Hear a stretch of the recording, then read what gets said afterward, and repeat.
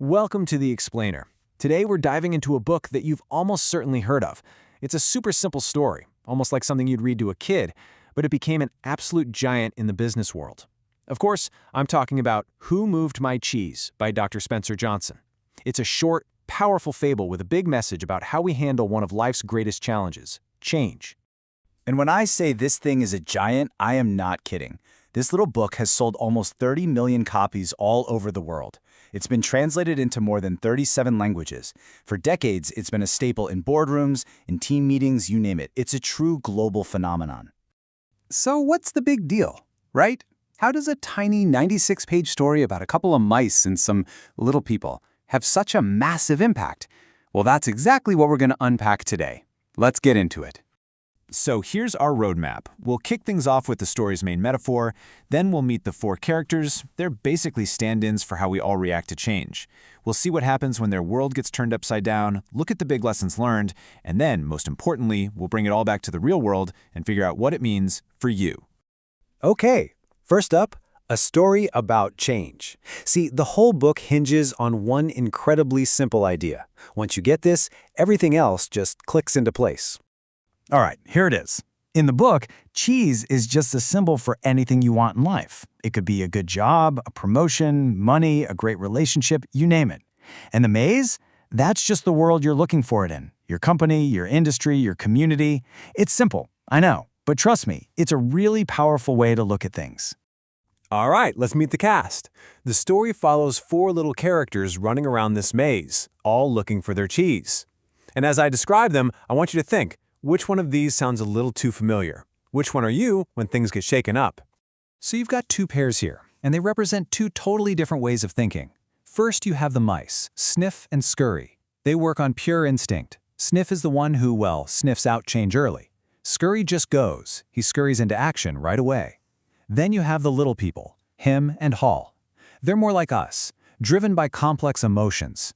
Ham is that part of us that digs in his heels, denies change, and just resists it. And Haw, well, Haw is the hero of our story. He's the one who learns to adapt. And this right here is the whole game. It's the core conflict in how we deal with change. The mice, they don't sit around and overthink it. For them, it's simple. The situation's different, so we gotta do something different. But the little people, they get totally stuck. They're bogged down by fear, by a sense of entitlement, by anxiety, and all that overthinking just paralyzes them. Okay, so picture this. All four characters have found this enormous stash of cheese at a place they call Cheese Station C. Life is good, they're comfortable, they're happy. But you know how this goes. In any maze, in any career, in any life, change is going to happen. And one morning, they show up and the cheese is just gone. And the reactions? They could not be more different. Sniff and Scurry, they're not even that surprised. They had a feeling the supply was getting low. So what do? They just turn around and head right back into the maze to find new cheese. No drama. But Him and Haw, they are completely floored. They're shocked, they're angry, they feel like this cheese was theirs, and they're totally paralyzed by it all. So while Him just stays put, complaining and refusing to believe what's happened, Haw starts to get it. He realizes that just sitting there isn't going to magically bring the old cheese back. So he makes the scary decision to go back into the maze all alone. And as he goes, navigating his fear, he starts writing what he learns on the walls of the maze. This handwriting on the wall becomes the core message of the entire book. This is the first big aha moment for Haw. He gets that hanging on to what's gone is actually stopping him from finding something new. The lesson is huge. Letting go isn't just about losing something, it's about making space for the next great thing. Now this question, this is the game changer. This is probably the most famous line from the whole book. Haw realizes it's the fear that's trapping him, not the maze itself. By asking this one simple question, he flips a switch in his brain. He stops focusing on what could go wrong and starts thinking about the reward. It's such a powerful way to break through that feeling of being stuck. This one is all about paying attention. Remember the mice? They knew the cheese was running out because they were constantly checking on it.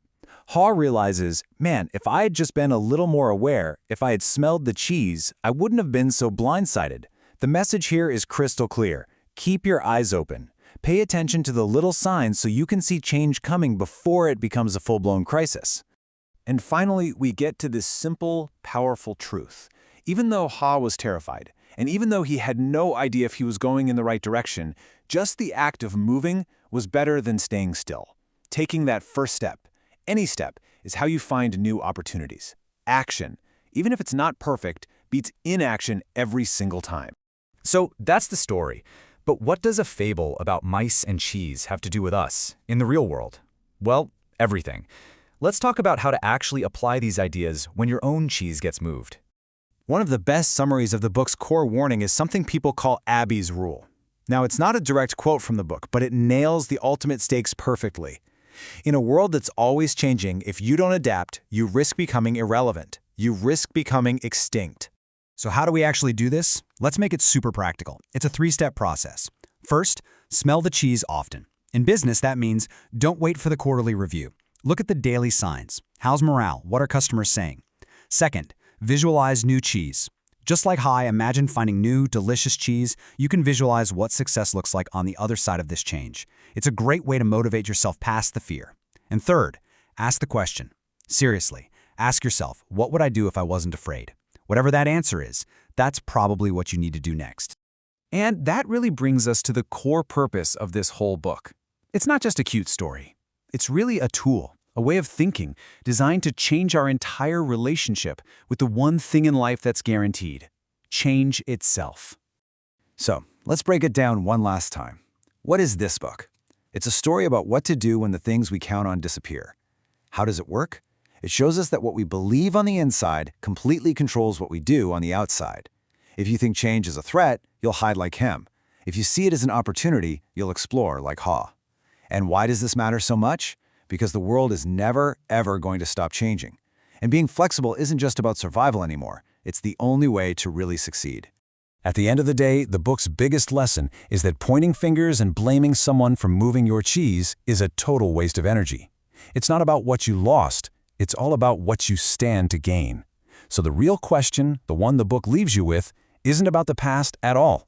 It's about the future. What is the new cheese you're going to go out and find?